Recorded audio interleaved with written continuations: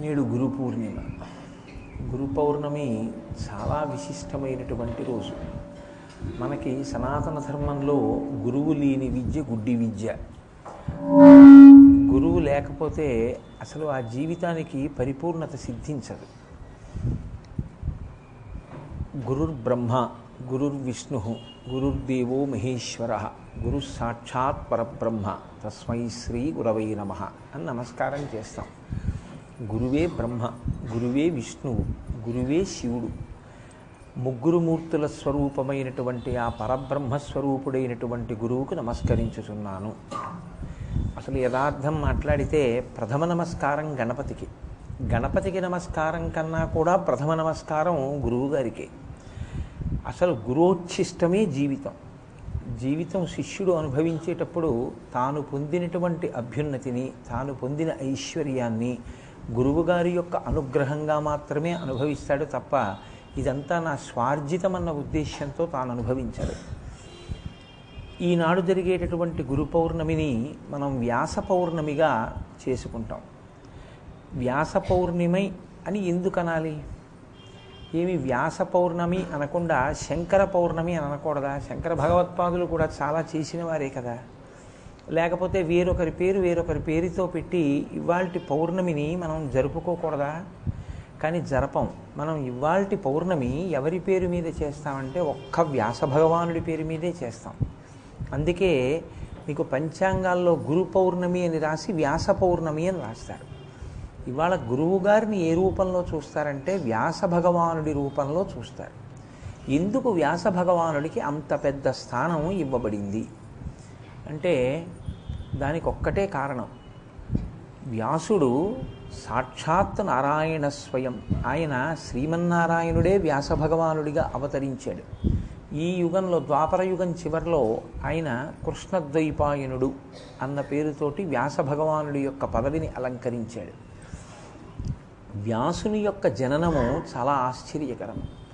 మీరు ఎప్పుడైనా చూడండి, మన వాళ్ళు ఒక మాట చెప్తూ ఉంటారు, మహాత్ముల యొక్క జననములను విచారణ చెయ్యవద్దు అంటుంటారు. ఎందుకంటే అవి విన్నప్పుడు కొన్ని విషయాలు మీకు చాలా జుగుప్సాకరంగా కూడా అనిపిస్తాయి.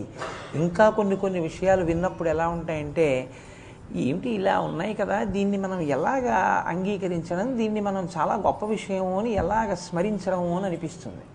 నేను మీకు ఒక ఉదాహరణ చెప్పాలి అంటే, వ్యాస భగవానునకే ఒకసారి ఘృతాచి అనబడేటటువంటి అప్సరస యందు కామప్రచోదనం కలిగింది. ఆ అప్సరస వెళ్ళిపోయింది. ఆయన ఒక చిలుక వంక చూశారు. ఆ చిలుక మైథున స్వరూపంతో ఉందప్పుడు. ఆ చిలుక వంక చూసి ఆయన ఆరణిని మథనం చేస్తున్నారు. ఆరణి మంథనం అంటే మీరు చూసి ఉంటారు. యజ్ఞం చేసేటప్పుడు లౌకికాగ్నితో వెలిగించకూడదు. అగ్గిపుల్ల గీసి వెలిగించడాన్ని శాస్త్రం అంగీకరించదు. కాబట్టి దూది పెట్టి 2 కొయ్యల్ని రాపాడిస్తారు. దాన్ని చాలా జాగ్రత్తగా 2 కాళ్ళతోటి అదిమి పట్టి ఆ మధ్యలో కర్ర పెట్టి దానికి తాడు కట్టి తిప్పుతారు. తిప్పితే ఆ ఘర్షణకి అగ్నిహోత్రం పుడుతుంది. ఆరణి చాలా గొప్పది. మహాభారతంలో కూడా ఒక బ్రాహ్మణుడి ఆరణిని అపహరిస్తే పాండవులు 5గురు వెళ్ళారు దాన్ని తీసుకురావడానికి. అంటే యజ్ఞయాగాది క్రతువులు జరగడానికి అది ప్రధాన సాధనం బ్రాహ్మణుడికి. అటువంటి ఆరణి మథనం చేస్తున్నారు ఆయన, అగ్నిహోత్రాన్ని జ్వలింప చేయడానికి. ఆయన చిలక వంక చూసినప్పుడు ఆయనకి కలిగినటువంటి కామప్రచోదనం వలన ఆయన వీర్యము స్ఖలనమైంది. ఆ వీర్యము అక్కడ ఉన్నటువంటి ఆరణి యందు పడింది. దాంట్లోంచి పుట్టినటువంటి వాడు శుకబ్రహ్మ అని చెప్తాం. ఇప్పుడు ఇది మీకు వినడానికి మహానుభావుడు మనకెందుకు వచ్చిన గొడవ అనో నమస్కారం చేస్తారు, నాకు తెలుసు. కానీ మీ మనసులో మాత్రం ఒక భావన ఉంటుంది, ఏమిటో ఇలా ఉంటాయి, ఏమిటో ఈ కథలన్నీ ఇలా కాకుండా ఉంటే బాగుండేమో అని ఉంటుంది. నిజాయితీగా చెప్పండి, ఉంటుందా ఉండదా? యథార్థానికి ప్రతి వాళ్ళకి ఉంటుంది. అలా ఉన్నా మాకేమండే అని అనగలిగినటువంటి స్థితి మనకు ఉండదు. అలాగే మీరు వ్యాసోత్పత్తిని చూస్తే, వ్యాసోత్పత్తి యందు దాశరాజు యొక్క కుమార్తె మత్స్యగంధి.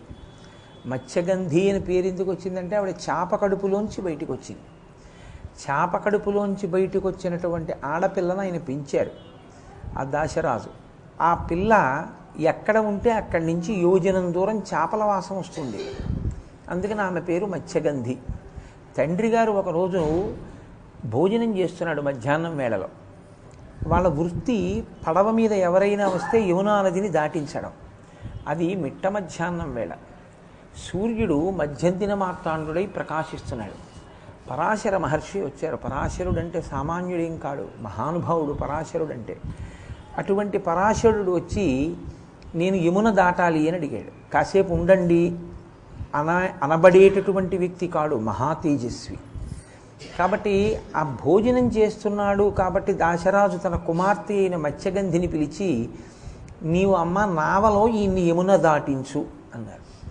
ఇప్పుడు ఆయన ఉన్నది నీటిలో, నీటి మీద పడవలో పరమ పవిత్రమైనటువంటి యమునా నది. కృష్ణ భగవానుడు దేని ఒడ్డున రాసలీల చేశాడో అంత పరమ పవిత్రమైన నది. కృష్ణావతారానికి యమునా నదికి గొప్ప అవినాభావ సంబంధం. అటువంటి యమునా నదిలో ప్రయాణం చేస్తున్నటువంటి పరాశర మహర్షికి పడవ నడుపుతున్నటువంటి మత్స్యగంధి యందు అనురక్తి కలిగింది, కామప్రచోదనం కలిగింది. అది పగటి వేళ. ఆయన మహర్షి, ఆయనకి ఏవి తెలియవని మనం అనుకుంటాం. ఆయన మత్స్యగంధితో సంభోగక్రియ నిలుపుతాను అని అడిగాడు. అడిగితే ఆవిడంది, ఇది పగటి వేళయ్యా, నేను పడవ నడుపుతున్నాను, నేను దాశరాజు కుమార్తెని, నేను కన్యని, నువ్వు మహర్షివి, ఇది పగటి వేళ, నీకు కామప్రచోదనం ఏమిటి, నన్ను అనుభవించడం ఏమిటని. సరే యమున ఆవలి ఒడ్డుకు వెళ్ళిపోయారు. ఆయన దిగిపోయి చెయ్యి పట్టుకున్నారు. ఆవిడంది ఇది పగటి వేళ, స్పష్టంగా చెప్పింది. దేవీ భాగవతంలో దీని గురించి చాలా స్పష్టమైనటువంటి వివరణ ఉంది, వ్యాసోత్పత్తి గురించి. ఆవిడ ఒక మాట అంది, పశుధర్మోనమీ ప్రీతిం జనయత్యతిదారుణం ప్రతీక్షస్వ రమశ్రేష్ట యావద్భవతి యామిని అంది ఆవిడ. ఏమయ్యా, పగటిపూట ఎవరైనా సంభోగక్రియ నెరపకూడదు కదా. సూర్య భగవానుడు ఆకాశంలో తిరుగుతుండగా లోకకంటకులైన పుత్రులు పుడతారు. నీకు అంతగా కామప్రచోదనం కలిగితే చీకటి పడే వరకు వేచి ఉండు అంది. అంటే ఆయన అన్నాడు, నేను అంతసేపు తాళలేను అన్నాడు. అందుకని నేను ఇప్పుడు చీకటిని సృష్టిస్తాను అని దట్టమైన మంచు సృష్టించాడు తన తపశ్శక్తి చేత. ఇంత తపశ్శక్తి కలిగిన వాడు, ఇంతటి మహర్షి మంచు తెరల్ని సృష్టించి ఆమెతో క్రీడించాడు. ఆవిడంది, నీవు ఋషివి, వెళ్ళిపోతున్నావు, నా పరిస్థితి ఏమిటి కన్యని అని అడిగింది. ఆయన అన్నాడు, నీ కన్యాత్వం చెడదన్నాడు. నీకు సద్యగర్భంలో కొడుకు పుడతాడు, వాడు మహా తేజస్వి, వాడు లోకోద్ధారకుడు, నీ కడుపున పుట్టబోతున్నాడు. నీ కన్యాత్వం చెడదు, నువ్వెవరికీ చెప్పక్కర్లేదు, మీ నాన్నకి కూడా తెలియక్కర్లేదన్నాడు. ఆ మంచు తెరల మధ్యలో పుట్టాడు నల్లటి పిల్లవాడు. ఆయనే వ్యాస భగవానుడు. చిత్రం ఏమిటంటే, సత్యవతి పడవెక్కి తాను వెళ్ళిపోయింది, పరాశరుడు తాను వెళ్ళిపోయాడు. వ్యాస భగవానుడు తల్లికి నమస్కారం చేసి, అమ్మ నాకు ఈ లోకం మీద అనురక్తి లేదు, నేను తపస్సు చేసుకుంటానమ్మా అని ద్వీపంలో పుట్టినవాడు, ద్వీపంలో ప్రవేశించినవాడు కాబట్టి ద్వైపాయనుడయ్యాడు. రేగు చెట్ల మధ్యలో తిరిగినవాడు కాబట్టి బాదరాయనుడయ్యాడు. కృష్ణద్వైపాయనుడన్న పేరుతో నల్లటి వాటిగా వ్యాస భగవానుని యొక్క ఆవిర్భావం. ఇది వ్యాసోత్పత్తి. ఇప్పుడు నేను ఈ కథ చెప్పి మిమ్మల్ని అందరినీ నమస్కారం చేయండి అని నేను అన్నాను అనుకోండి, మీరు చేస్తారు, మీరు చేయకపోవడం ఏముండదు, నాకు తెలుసు, మీకున్న మర్యాద అటువంటిది. కానీ మీ మనసులో ఒక శంక మాత్రం పీడిస్తుంటుంది, వీడు అసాధ్యం కూడా కాళహస్తీశ్వర శతకం చెప్తే పోయేదేమో కదండి. అవునా కాదా? యథార్థంగా చెప్పండి, త్రికరణ శుద్ధిగా. ఏమి ఎక్కడి పరాశర మహర్షి, కామప్రచోదనం ఏమిటి, ఆ మత్స్యగంధితో క్రీడించడం ఏమిటి అనిపిస్తుంది. మీరు చాలా జాగ్రత్తగా పరిశీలనం చేసే ప్రయత్నం చేయండి. ఒక్క వ్యాసోత్పత్తే కాదు, వ్యాసుడికి శుకుడు కలిగిన, పరాశరుడికి వ్యాసుడు కలిగిన, వ్యాసుడి వలన అంబాలికలలో అంబాలికలకి సంతానం కలిగిన, ఎందుకు అలా జరుగుతూ ఉంటుంది అన్నదాన్ని మీరు మన ఇతిహాసములలో, పురాణములలో ఒక రహస్యాన్ని చాలా జాగ్రత్తగా పట్టుకుంటే మీకు ఈ జనన క్రమాలన్నింటికీ కూడా సందేహాలు విడిపోతాయి. అదొక్కటి మీరు పట్టుకోగలిగితే చాలు. నేను మీకు ఆ రహస్యాన్ని చెప్పే ప్రయత్నం చేస్తాను. సావధాన చిత్తులై విన్నారా, గురు పూర్ణిమ మీకు సార్థకత. మీరు సావధాన చిత్తులుగా వినలేకపోతే మీకు ప్రతి మహాత్ముడి జననమునందు అనుమానాలు ఉండిపోతాయి. శంకర భగవత్పాదులు సౌందర్యలహరి చేశారు.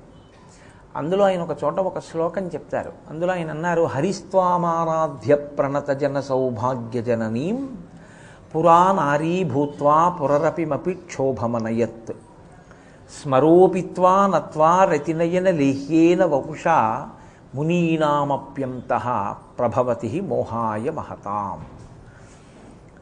చాలా గొప్ప శ్లోకం. వ్యాసాది మహర్షుల జననం ఎలా అర్థం కాదో ఈ శ్లోకాన్ని అర్థం చేసుకోవడం కూడా అంత కష్టం. బాహ్యంలో తాత్పర్యం చదివారనుకోండి, ఈ శ్లోకానికి తాత్పర్యం మీకేం అర్థం అవదు.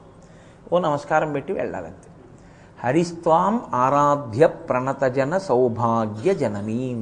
అమ్మవారిని శంకరాచార్యుల వారు పిలుస్తున్నారు.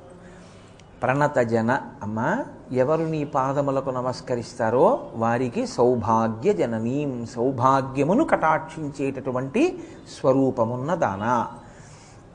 ఇప్పుడు ఆయన ఒక చమత్కారం చేశారు.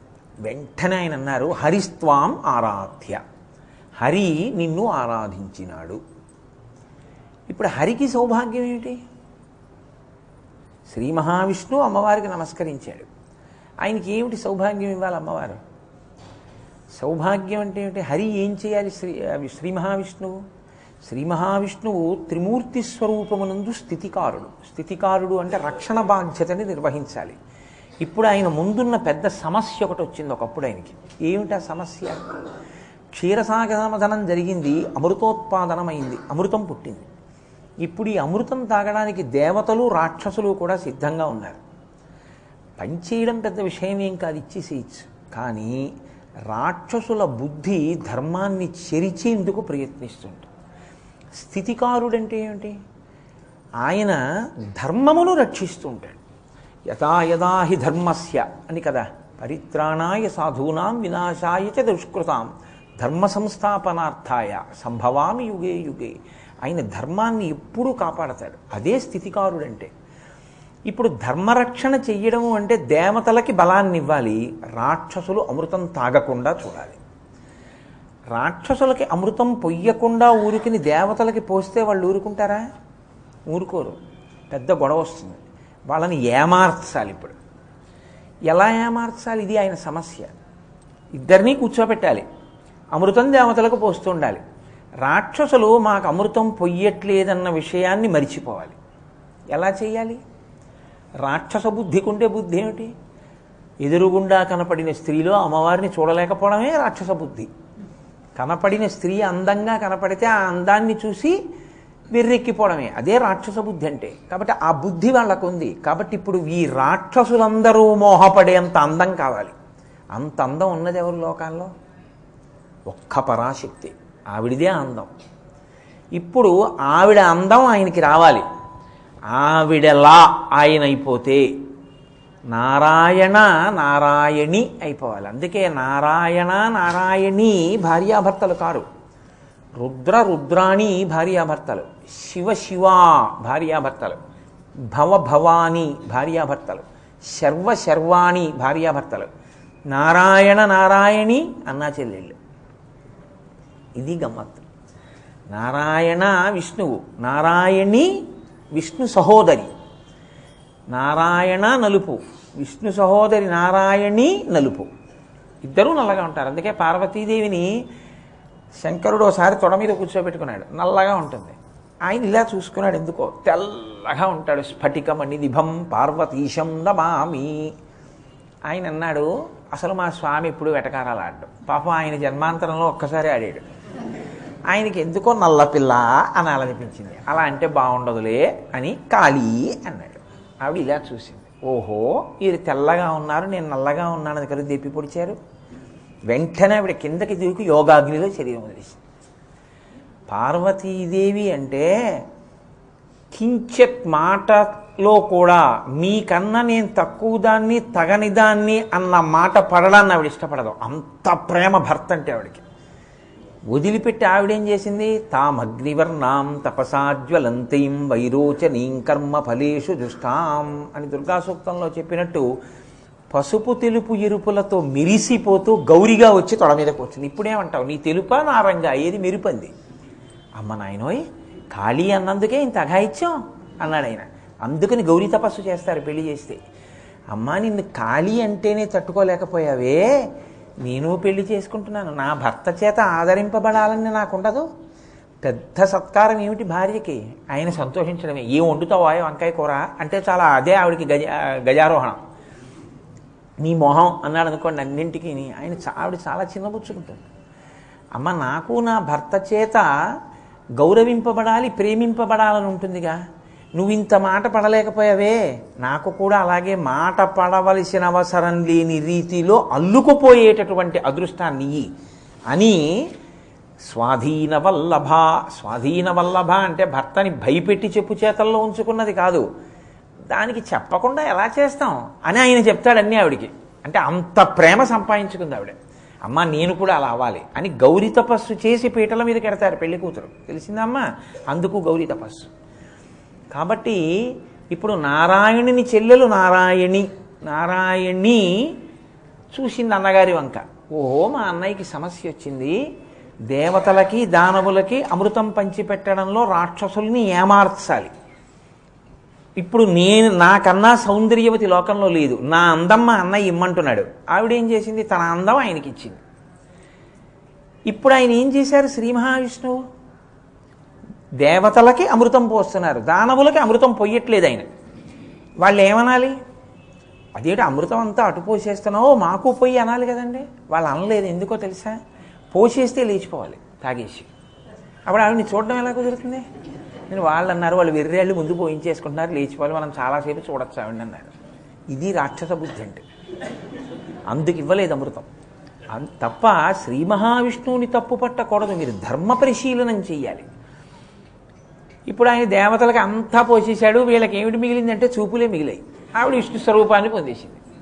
శంకరాచార్యులు వారు తర్వాత ఏం చెప్పాలి? ఇలా తపస్సు చేసి నీ అనుగ్రహాన్ని పొంది దేవతలకి అమృతాన్నిచ్చి రాక్షసులకి అమృతం ఇవ్వకుండా లోకాన్ని కాపాడాడు నారాయణుడు అనాలి. కానీ ఆయన అలా అనలేదు ఆ శ్లోకంలో. హరిస్వామారాధ్య ప్రణతజన సౌభాగ్య జననీం. అమ్మా శ్రీ మహావిష్ణువు నిన్ను ఆరాధించి నీ అందాన్నంతటినీ తాను పొంది తర్వాత రాక్షసులకు అమృతం ఇవ్వలేదనాలి. అలా అనలేదు శంకరులు. రెండో పాదంలో అన్నారు, పురాణారీ భూత్వా పురరపిమపి క్షోభమనయత్ అన్నారు. పురరపిమపి అంటే త్రిపురములను దహించినటువంటి వాడైనటువంటి పరమశివుడు, మన్మధుణ్ణి కాల్చినటువంటి పరమశివుడు, కామమునకు లొంగనటువంటి పరమశివుడు, నీ అందం వాళ్ళ అన్నయ్యకి వెళ్ళడం వల్ల ఆయన్ని చూసి ఆయన వెంట పడ్డాడమ్మా, ఆయన బతుకు బజారులో పడిపోయింది అన్నాడు. ఇప్పుడు అమ్మవారిని పొగిడినట్టే తెగిడినట్టే. భర్త పరువు బజారులోకి ఈడ్చేసినటువంటి ఆడది సౌమ్యవతి, సౌమ్య, పతివ్రత, అనుకూలవతి అని మీరు నిర్ధారించగలరా? మరి ఇప్పుడు పరాశక్తిని ఆయన పొగిడినట్ట ఏమన్నట్టు? పోను అలా వదిలేయండి, కాసేపు ఆ విషయం చెప్తాను. వదిలేయండి అంటే అలా వదిలేస్తాను అనుకోకండి, అలా ఉంచండి. మళ్ళీ మూడో పాదంలో అన్నారు, స్మరోపిత్వా నత్వా రతినయన లేహ్యేన వపుష. అమ్మ శంకరుడు మన్మధుణ్ణి కాల్చేశాడమ్మ, గొడవ వదిలిపోయింది. ఇక మనకి పుట్టుక లేదు, చావు లేదు. పుడితే కదా చావడం. మన్మధుడు లేనప్పుడు బాణాలు పడవు కాబట్టి మనం పుట్టం కాబట్టి చావం, కాబట్టి మోక్షం వచ్చేసి గొడవ లేదు. ఇక పుడితే కదండి అల్లర్లన్నీ. మళ్ళీ షట్పది నేర్చుకోవడం, జాగ్రత్తగాను దమము శమము ఇవన్నీ అల్లరిని గ్రహించుకోవడం, ఈ గొడవలన్నీ ఎప్పుడు పుట్టకపోతే గొడవే లేదు. అమ్మ ఆయన మన్మధుణ్ణి కాల్చేశాడు కాబట్టి మాకు ఉపకారం జరిగింది. నువ్వేం చేశావో తెలుసా?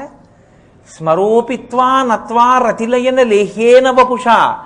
నువ్వు మళ్ళీ ఆ మన్మధుణ్ణి బతికించావు. బతికించి రతీదేవితో అన్నావు, నీకు కనపడుతూ ఉంటాడు, మిగిలిన వాళ్ళకి కనపడ్డన్నావు.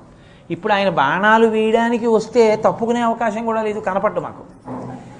ఇప్పుడు దానివల్ల ఏమైందంటే మా సంగతి వదిలేయండి, మేము ఎలాగో అంత పెద్ద స్థితప్రజ్ఞులం ఏం కాదు కాబట్టి దాని గొడవ ఏం లేదు. నువ్వు మన్మధుణ్ణి బతికించడం వల్ల జరిగిన ఉపకారం ఏమిటో తెలుసా తల్లి? మునీనామప్యంతః ప్రభవతి మోహాయ మహతాం. ముక్కు మూసుకుని సంసారాలు విడిచిపెట్టి ఎక్కడో పర్వతాల మీద కూర్చుని తపస్సు చేసుకుంటున్న మునులు కూడా అప్పుడప్పుడు కాలు జారి కామానికి లొంగి తపోభ్రష్టులు అవుతున్నారు. అమ్మా నీకో నమస్కారం అన్నాడు. ఇప్పుడు ఎలా ఈ శ్లోకానికి సమర్థన? ఎందుకన్నట్లు శంకరాచార్యులు వారి ఈ శ్లోకం? ఇందులో మీరు నిజాయితీగా చెప్పండి. వీడు తర్వాత మన ఏమైనా అంటాడేమో అని బెంగపెట్టుకోవద్దు. ఇప్పుడు ఇందులో పరాశక్తికి నమస్కారం చేయడానికి ఏమైనా ఉందండి ఆ శ్లోకంలో? ఒకటి, భర్తని గౌరవం పోయింది. 2, మన్మధుణ్ణి బతికించింది. 3, తపస్సు చేసుకుంటున్నటువంటి ఋషుల జీవితాలే ప్రశ్నార్థకం అయిపోయాయి, వాళ్ళ మనసు నిలబట్టలేదు. ఏమిటి ఆవిడ చేసిన ఉపకారం లోకానికి అంటే? ఆవిడ ఉపకారం చేసింది. ఎక్కడ చేసిందో తెలుసా అండి? మీరు శ్లోకాన్ని తిప్పి మళ్ళీ చూడాలి జాగ్రత్తగా. హరిస్వామారాధ్య ప్రణత జన సౌభాగ్య జననీం, నారాయణుడు నారాయణీ అందాన్ని పొందాడు. పొంది సముద్రంలో పుట్టినటువంటి అమృతాన్ని పంచేశాడు. రాక్షసులు వెళ్ళిపోయారు, అమృతం దొరకలేదు. దేవతలు వెళ్ళిపోయారు. కానీ విజయగాథ ఊరూరా చెప్పుకుంటారు కదా. ఇది కైలాసానికి కూడా వెళ్ళింది. ఎంత ఆశ్చర్యం! రాక్షసులకు అమృతం ఇవ్వలేదుట. శ్రీ మహావిష్ణువు ఈం, అందుకే ప్రణత జన సౌభాగ్య జననీం తాం పద్మినీమీం శరణమహం ప్రపద్యే శ్రీ సూక్తం. బీజాక్షరాన్ని దాచారు అందులో. ఆ బీజాక్షరోపాసన చేసి నారాయణుడు అమ్మవారి అనుగ్రహాన్ని పొందాడు. మా ఆవిడ పోలిక మా బావమరిదికి వచ్చింది. మరి నారాయణుడు ఆవిడకి అన్నగారు అయితే ఆయనకి బావమరిది కాడండి. మా బావమరిది అచ్చు మా ఆవిడ తయారయ్యాట. మా ఆవిడ ఎంత అందమో అంత అందంగా మా బావమరిది కూడా అయ్యాట. అన్నా చెల్లెళ్ళు ఒక్కలా ఉంటారు కదా పోలికలు. ఈ అందం చూసి రాక్షసులు అమృతం తాగడం మర్చిపోయారట. ఓసారి మా బావమరిదిని అభినందించి వస్తానని వైకుంఠానికి వెళ్ళారు. వెళ్ళిన వారు ఈ కథ గురించేగా వస్తుంది ప్రస్తావన. వస్తే ఏమయ్యా అచ్చు మా ఆవిళ్ళ తయారయ్యావుట? అవును బావగారు, చక్కగా అచ్చు మా చెల్లెల్లా తయారయ్యానండి, పని అయిపోయింది. ఏది ఓసారి నాకు కనపడలాగా అన్నాడు. వద్దులేని బావగారు, లేనిపోని గొడవ ఎందుకు వచ్చిందని. అలా కాదులేవా, మీ చెల్లి ఏమనుకుంటూ ఓసారి నాకు కనపడన్నారు. ఇప్పుడు దాని ప్రయోజనం అయిపోయింది. కానీ శంకరుడు పదే పదే అడిగితే ఆయన మళ్ళీ నారాయణీ రూపాన్ని పొందాడు. వాళ్ళ ఆవిడ స్వరూపం కదండి. అందుకని శివుడి తప్పేం లేదు. కానీ తన బావమరిది ఆ వేషంలో ఉన్నాడని తెలుసు ఆయనకి. తెలిసిన ఆయనకి కామ ప్రచోదనం అయింది శంకరుడు అంతటి వాడికి. నారాయణి అనుకుని విష్ణువు వెంట పడ్డారు. పడితే విష్ణువు కొంత దూరం వెళ్ళి తన మగ రూపం చూపించారు. విష్ణువుగా నిలబడ్డారు. ఈయనకి రేతస్ఖలనమైంది. ఇప్పుడు శంకరుడు ఎంత మీరు సమర్థిద్దామనుకున్నా అబ్బే అలా వెంటపడ్డం ఏంటంటే అదేమంత బాగులేదు సుమండి, కొంచెం అసహ్యంగా ఉంది అంటారు కదండి. ఇక్కడి వరకే మీరు వింటే ఏమనిపిస్తుందంటే అమ్మవారు అలా ఎందుకు చేసింది అనిపిస్తుంది. అలా అందం ఇచ్చి శంకరుడు బయటపడిపోయేటట్టు ఎందుకు చేసింది. కానీ అక్కడ ఒక మహోత్కృష్ట ప్రయోజనం దాగి ఉంది. మహిషి అని ఒక రాక్షసి వరం కోరుకుంది. శివకేశవులకు బిడ్డడు పుడితే నేను వాడి చేతిలో మరణిస్తానంది. ఆవిడ దృష్టికోణం ఏమిటంటే శివకేశవులు పురుష స్వభావులు కాబట్టి, పురుష స్వరూపులు కాబట్టి నాకు వాళ్ళకి బిడ్డడు పుట్టడానికి. అమ్మవారు చమత్కారం చేసింది. విష్ణువుని నారాయణీ చేసి ఆయనలో ఎప్పుడూ స్త్రీ స్వరూపంలో నారాయణి పుంస్వరూపం నారాయణ. ఇప్పుడు నారాయణికి శివుడికి అంటే విష్ణువుకి శివుడికి కొడుకు పుట్టేటట్టు చేసింది. శంకరుడు విష్ణువు వెంట పడ్డం వల్ల కొడుకు పుట్టాడు. ఆయనే స్వామి అయ్యప్ప. ఆ అయ్యప్ప స్వామి వల్ల మహిషి సంహారం అయింది. ఇప్పుడు చెప్పండి, అమ్మవారు ఉపకారం చేసిందా అపకారం చేసిందా? ఉపకారం చేసింది. లోకోపకారము కొరకు ఈ కథ నడిపించింది ఆవిడ. కానీ శంకరాచార్యుల వారు ఇది చెప్పారు ఆ శ్లోకంలో? చెప్పరు. మరి ఎందుకు చెప్పరు? ఇలా ఎందుకు జరిగిందని మీరు ఆలోచించాలి. మీరు బాగా ఆలోచించడమే తపస్సు. ఆ తపస్సు చేత మీకు అయ్యప్ప ఆవిర్భావం జరిగింది కదా. ఆవిడ లోకానికి ఉపకారం చేసింది. అందుకు శంకరాచార్యులు వారు నమస్కారం చేస్తున్నారు. ప్రణత జన సౌభాగ్య జననీ. అయ్యప్ప స్వామి పుడితే తప్ప మహిషి బాధలు పోవని ఏడిచిన లోకాల్ని రక్షించడానికి అమ్మవారు అనుగ్రహించి శివకేశవులకు బిడ్డడు పుట్టేటట్టు చేసింది. బాగుంది. మరి స్మరోపిత్వానత్వారతినయనలేహ్యేన వపుష, కాలిపోయిన మన్మధుణ్ణి బ్రతికించి మళ్ళీ ఒక్క రతీదేవికి మాత్రమే కనపడేటట్టు చేసి మహర్షుల యొక్క మనస్సులు కూడా కదపగలిగినటువంటి బలాన్ని మన్మధుడికి అమ్మవారు ఎందుకు ఇచ్చింది? ఇక్కడ మీరు ఒక విషయాన్ని చాలా జాగ్రత్తగా గమనించాలి. మహాత్ములు ఊర్ధ్వరేతస్కులు. వారికి లౌకికమైనటువంటి అనుబంధాలు కానీ, వాళ్ళకి స్త్రీ వ్యామోహం కానీ వారికి ఉండదు. కానీ మహాత్ముల యొక్క జననం జరగాలి. ఒక మహాపురుషుడు ఆవిర్భవించాలి. ఒక మహాపురుషుడు ఆవిర్భవిస్తే తప్ప ఒక ప్రత్యేకమైనటువంటి ప్రయోజనం ఒకటి జరగదు ఈ లోకంలో. ఒక ఉదాహరణ మీకు నేను చెప్పాలంటే, కలియుగంలో ఆయుర్దాయం 100 ఏళ్ళు. శతమానం భవతి శతాయు పురుషస్థితేంద్రియ ఆయుష్ దేవేంద్రియే ప్రతిష్టతి. కాబట్టి 100 సంవత్సరముల వయస్సులో కలి ప్రభావం చేత ఎవ్వరూ వేదాల్ని పూర్తిగా చదవలేరు. కాబట్టి ఇప్పుడు ఒక్కొక్క గోత్రంలో పుట్టిన వాళ్ళకి ఒక్క వేదం మాత్రమే చదువుకోవడానికి అవకాశం ఇస్తూ వేదాల్ని విభాగం చెయ్యాలి. వేదమంత్రాల్ని కొన్ని మంత్రాల్ని తీసుకొచ్చి సమూహం చేసి ఇవి రుక్కులు అని చెప్పాలి. కొన్ని మంత్రాలని తీసుకొచ్చి యజ్ అంటే ఆరాధన, హోమం చేయడం, యజ్ఞయాగాది క్రతువులలో ఉపయోగించే రుక్కు మంత్రాల్ని తీసుకొచ్చి మళ్ళీ సంపుటీకరణం చేసి యజుర్వేదం చెయ్యాలి. సంగీతపరంగా గానం చేసి మనస్సుకి శాంతినిచ్చేటట్టుగా చేయగలిగిన దాన్ని సామ అంటారు. సామ అంటే శాంతినివ్వడం. అందుకే సామవేదం సంగీతపరంగా ఉంటుంది. అలా కొన్ని మంత్రాలని తీసుకొచ్చి క్రోడీకరించాలి. ఇలా వేదంలో ఉన్న అసంఖ్యాకమైన మంత్రాల్ని విభాగం చెయ్యాలి.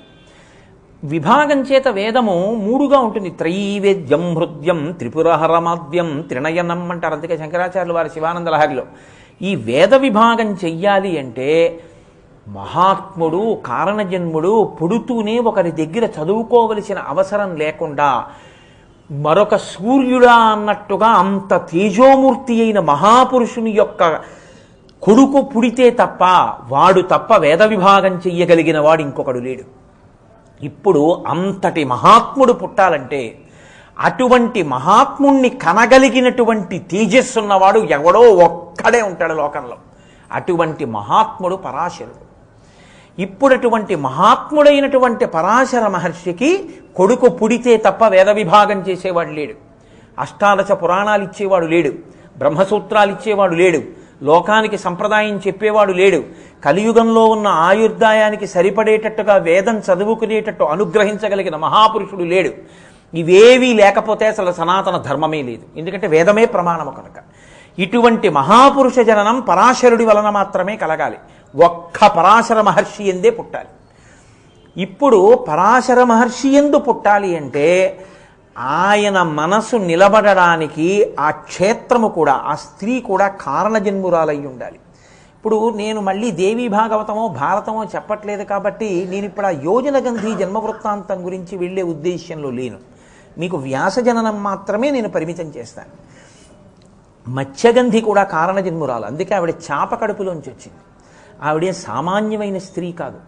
ఆవిడ ఆ పడవ నడిపేటటువంటి వాడి కూతురుగా పెరుగుతోంది కాబట్టి అలా ఉంది. కానీ మహాతేజోవంతురాలు ఆవిడ. అందుకని అటువంటి స్త్రీ యందు కామప్రచోదనమయ్యేటట్టుగా చేస్తే తరువాతి కాలంలో ఆవిడ వల్ల కురువంశం అంతా కూడా నిలబడాలి. ఆవిడ వల్ల మళ్ళీ శంతన మహారాజు గారు వచ్చి ఆవిడ్ని స్వీకరించాలి. స్వీకరించి మళ్ళీ చిత్రాంగదుడు విచిత్రవీర్యుడు ఆవిడ కడుపున పుట్టాలి. మళ్ళీ చిత్రాంగదుడు మరణించాలి. విచిత్రవీర్యుడికి అంబాలిక భార్యలు కావాలి. వాళ్ళకి సంతానం లేకుండా ఉండాలి. మళ్ళీ వాళ్ళకి కారణం జన్ములైనటువంటి వారు మళ్ళీ వ్యాసుడి వలన జన్మించాలి. ఇంత గొప్ప కథ నడవాలంటే పరాశర మహర్షి వలన మాత్రమే పుత్రుడు కలగాలి. పరాశర మహర్షి యొక్క దృష్టి ఎవరి మీద పడితే వాళ్ళ మీద కామప్రచోదనం అవ్వదు. దానికి తగిన కారణజన్మురాలైతే తప్ప ఆయన తేజస్సుని వహించగలిగిన క్షేత్రం కాదు. అంత గొప్ప తేజస్సుని వహించాలంటే ఆ క్షేత్రమునకు శక్తి ఉండాలి. మీరు తీసుకెళ్ళి చవిటి నేలలో విత్తనాలు వేశారనుకోండి, మొక్కలు మొలుస్తాయా? రాతి మీద తీసుకెళ్ళి గింజ పెట్టి నీళ్లు పోస్తే మొక్కలేవదు. సుక్షేత్రం అయి ఉండాలి. క్షేత్రము కూడా అంత గొప్పదై ఉండాలి. దాని వలన ఆవిడికి భంగపాటు కలగకూడదు. ఉత్తరోత్తర ఆవిడ శంతనుడి భార్య కావాలి. పరాశర మహర్షికి మాత్రం కారణజన్ముడు కలగాలి. అందుకని ఆవిడ ఆ సమయంలో పరాశక్తి పరాశర మహర్షి యందు కామప్రచోదనాన్ని కల్పించి అసలు 9 నెలలు గర్భం వహించవలసిన అవసరం లేకుండా సద్యగర్భంలో పూర్ణ వైరాగ్యంతో పుడుతూనే వేదాంగములు పురాణములు అన్నీ తెలిసినవాడిగా పుట్టాడంటే పరాశర మహర్షి యొక్క వైభవం అటువంటిది. అటువంటి కొడుకుని పరాశర మహర్షికి పుట్టేటట్టుగా పరాశక్తి చేసింది. అలా చేసింది కాబట్టి ఇవాళ మనకి వేద విభాగం జరిగింది. అష్టాదశ పురాణములు అందాయి, బ్రహ్మసూత్రములు అందాయి, భగవద్గీత అందింది. వ్యాసుడే లేకపోతే ఇవి లేకపోతే మిగిలిన గురు పరంపర ఏం చేస్తుంది? ఎవరేం చెప్తారు మీకు? ఎవరేం చెప్పినా ఇందులోంచే చెప్పాలి. ఇవన్నీ చెప్పినవాడెవరు? వ్యాస భగవానుడే. అటువంటి వ్యాస భగవానుడు జన్మించడానికి మహర్షుల మనసులో అమ్మవారు అప్పుడప్పుడు కదుపుతూ ఉంటుంది. ఎందుకు కదుపుతుందంటే అందుకే వాళ్ళ మనసు ఎప్పుడు కదులుతుందో, ఎందుకు కారణజన్మలు పుడతారో ఎవ్వరికీ తెలియదు. ఇది అమ్మవారి సంకల్పాన్ని ఉద్దేశించి ఒక్కొక్కసారి వాళ్ళ మనసు కదులుతుంది. అలా వాళ్ళ మనసు కదిలింది అంటే దాని గుర్తు ఏమిటంటే మహాపురుష ఆవిర్భావము జరిగిందని గుర్తు.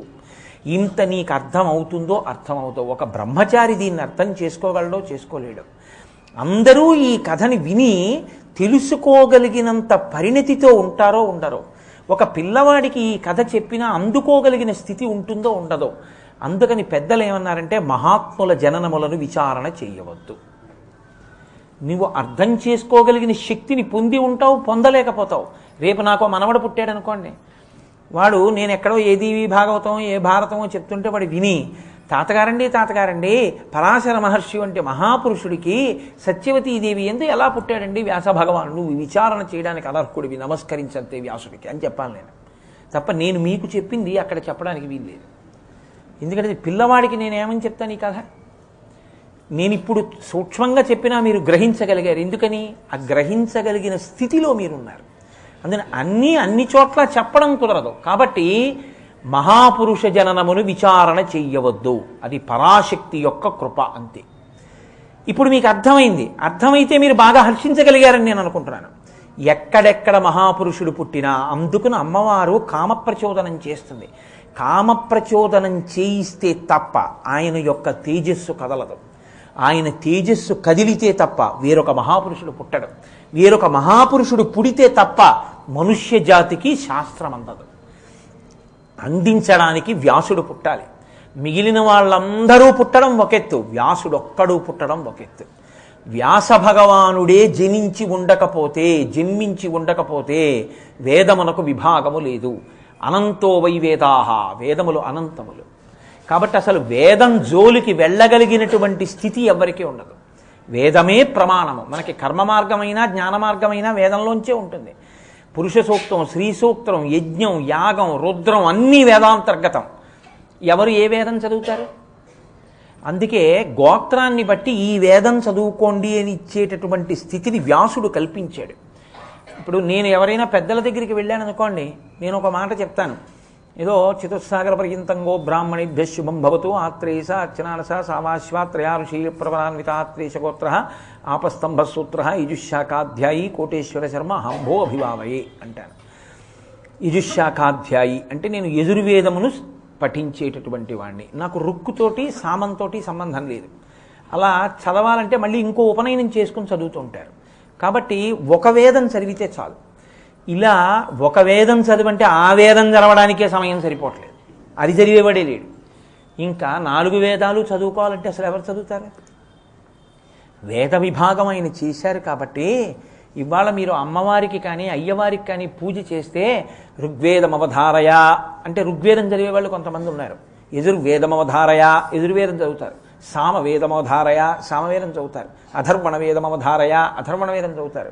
ఒక ఆయన భగవద్గీత చదువుతాడు, ఒక ఆయన భాగవతం చదువుతాడు, ఒక ఆయన భారతం చదువుతాడు. ఇన్నిటినీ ఇచ్చినవాడు ఎవరు? 18 పురాణములకు కర్త ఆయనే, భారతానికి కర్త ఆయనే, దేవీ భాగవత కర్త ఆయనే, భాగవత కర్త ఆయనే, బ్రహ్మసూత్రకర్త ఆయనే, భగవద్గీతకు కర్త ఆయనే, వేద విభాగము ఆయనే. ఇప్పుడు నాకు చెప్పండి, వ్యాసుణ్ణి తీసేసి మీరు ఏ గురువుకైనా నమస్కారం చేయండి, ఆయన ఏం చెప్తాడు మీకు? ఎక్కడి నుంచి చెప్తాడు? ఏమైనా చెప్పగలడు ఆయన? ఆయన చెప్పడానికి ఏముందని ఆయన చెప్తాడు? ఇంకా ఏమి లేదు, ఆయనకి ఏం తెలియదు. వ్యాసుడు ఉన్నాడు కాబట్టి గురువులు ఉన్నారు. వ్యాసుణ్ణి తీసేయండి, ఇక మిగిలిన గురువులు లేరు. నేను ఈ మాట యథార్థంగా చెప్తున్నాను. నేను ఎవరిని చిన్నపుచ్చట్ల. వ్యాసుడు లేని నాడు గురు పరంపరే లేదు. వ్యాసుడు ఉన్నాడు కాబట్టి ఉంది. కాబట్టి నీ జీవితం మొత్తం మీద కనీసం ప్రతి సంవత్సరం మిగిలిన రోజుల్లో అయితే నీకు పనులున్నాయి, మా అమ్మాయి పెళ్ళి, మా అబ్బాయి పెళ్ళి, మా మేనల్లుడి పెళ్ళి, మేనకోడల పెళ్ళి అంటావు. ఆషాఢమాసంలో ముహూర్తాలు ఉండవుగా. ఆషాఢమాసంలో వచ్చేటటువంటి పౌర్ణమి నాడు వ్యాస భగవానుణ్ణి గురువులో చూసి వ్యాసుడికి నమస్కారం చేస్తారు. అందుకని గురు పూర్ణిమ వ్యాస పూర్ణిమ. ఇవాళ ఎవరికి నమస్కారం అంటే నిద్ర లేవగానే మొట్టమొదట వ్యాస భగవానుడికి నమస్కారం చేస్తాం. పూజ చేసే ముందు వ్యాస భగవానుడికి నమస్కారం చేస్తాం. నిమ్మకాయ అక్కడ పెడితే నిమ్మకాయలోకి ఆవాహన అవుతారు ఆయన. ఆ నిమ్మకాయకి పూజ చేస్తారు వ్యాస భగవానుడి. గురు మండలాన్నంతటినీ వేస్తారు. ఇప్పుడు వ్యాసుడు ఇచ్చినటువంటి వేద విభాగాన్ని అందుకోవడం కోసం ఆయనే కాలవలు తవ్వాడు. జైమిని, పైలుడు, వైశంపాయనుడు మొదలైనటువంటి శిష్యులకి ఒక్కొక్క వేదాన్ని ఇచ్చాడు. ఇచ్చి మీరు ఈ వేదాన్ని ప్రచారం చేయండి అన్నాడు. సూతుణ్ణి పిలిచి పురాణములను ఇచ్చాడు. భాగవతం చెప్పాలి అంటే మాత్రం మహాజ్ఞాని అయిన వాడు మాత్రమే చెప్పగలిగి ఉండాలి. అందుకే కుశ అంటే దర్భ, కుశ తిరగేస్తే శుక. కేవలం భాగవతం చెప్పడానికి అర్హుడైనటువంటి మహాపురుషుడు నా కడుపున పుట్టాలని పరమశివుడి గూర్చి తపస్సు చేశాడు. పరమశివుడు ప్రత్యక్షమై ఇలా అడిగేవాడెవడయ్యా, లోకానికి జ్ఞానబోధ చెయ్యడం కోసం మాత్రమే నీ కడుపున ఒక మహాత్ముడు పుడతాడు అన్నారు. ఇప్పుడు పుడుతూనే ఇంత మహాజ్ఞాని ఒకడు మళ్ళీ వ్యాసుడి కడుపున పుట్టాలి. అసలు వ్యాసుడి కడుపున పుట్టడానికి ఆయన తేజస్సుని భరించగలిగిన క్షేత్రమే లేదు. కాబట్టి నామమాత్రంగా ఆయనలో తేజస్సుని కదపడానికి, ఆయన కామ ప్రచోదనం అవ్వడానికి ఒకసారి ఘృతాచి కనపడింది, అలా వెళ్ళిపోతుంది. అమ్మవారు అనుగ్రహించింది, శ్రీశుక జననం జరగాలి కాబట్టి.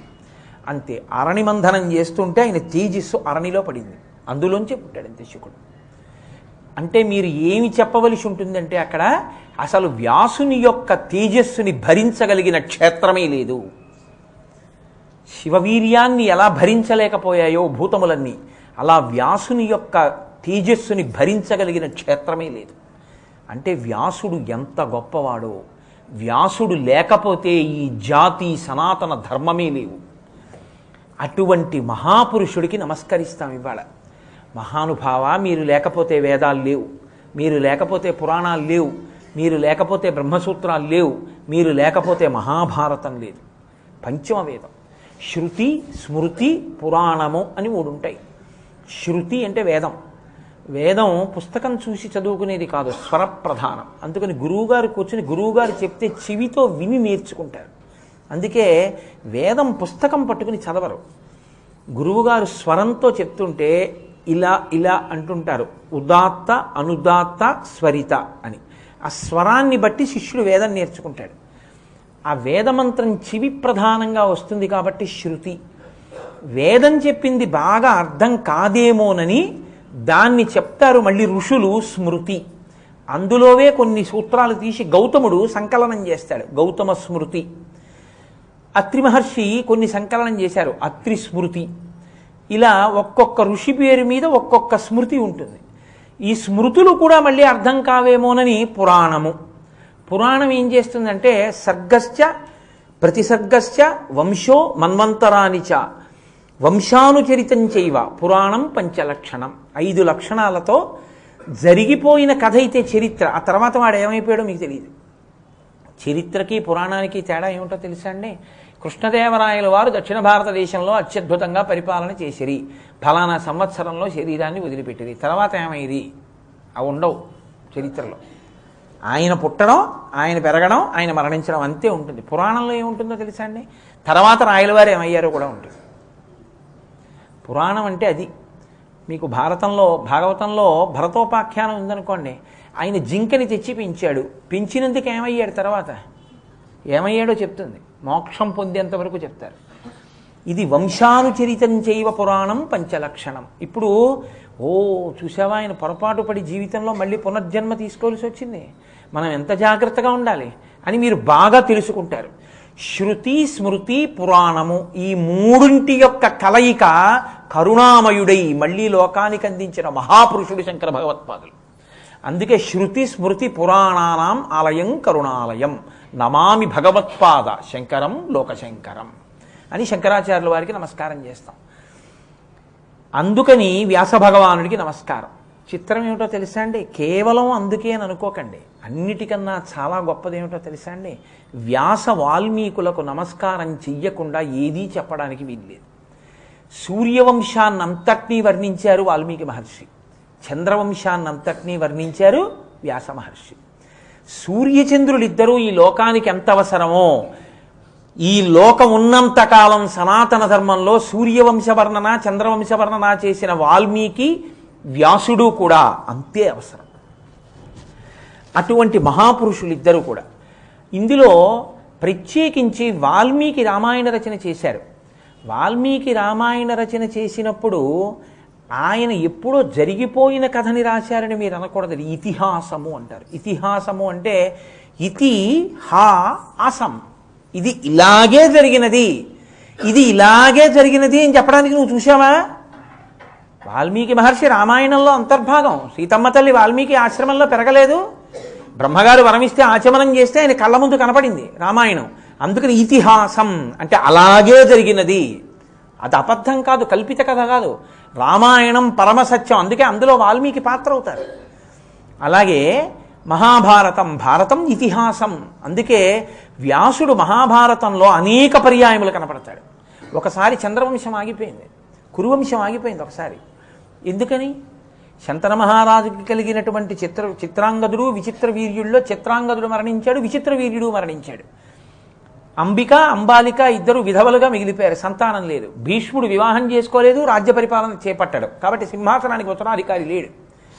అటువంటి సమయంలో మళ్ళీ వ్యాస భగవానుడే వచ్చి తన తేజస్సు చేత అంబిక అంబాలికాలకు సంతానాన్ని అనుగ్రహించాడు. మహాపురుషుడైనటువంటి విదురుడు కూడా దాసి వలన జన్మించాడు.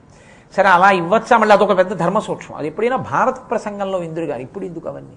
కాబట్టి వ్యాసుడు భారతంలో అంతర్భాగం. ఎప్పుడెప్పుడు ధర్మ సంక్లిష్టత ఏర్పడుతుందో అప్పుడప్పుడు వ్యాసుడు కనపడుతుంటాడు భారతంలో. నేను మొన్న మీకు ఒక ఉదాహరణ చూపించాను. కాళహస్తీశ్వర శతకంలో ద్రోణపర్వంలో అశ్వత్థామ ఆగ్నేయాస్త్ర ప్రయోగం చేసి కృష్ణార్జునుల్ని ఎందుకు చెనకలేదు అని బాధపడుతుంటే వ్యాసుడు కనపడి ఉపాసనా రహస్యాన్ని చెప్పాడు. అనేక పర్యాయములు వ్యాసుడు కనపడతాడు. ఇవన్నీ పరమ సత్యమే. తపోనిష్టాగరిష్ఠులైనటువంటి వ్యక్తులు ఏదైనా ఈ దేశంలో సాధించగలరు అని నిరూపించడానికి వ్యాసుడు భారతంలో చేసింది ఏమిటో తెలుసా అండి? కొన్ని లక్షల మంది, కోట్ల మంది చనిపోయారు అక్షౌహిణీల సైన్యం.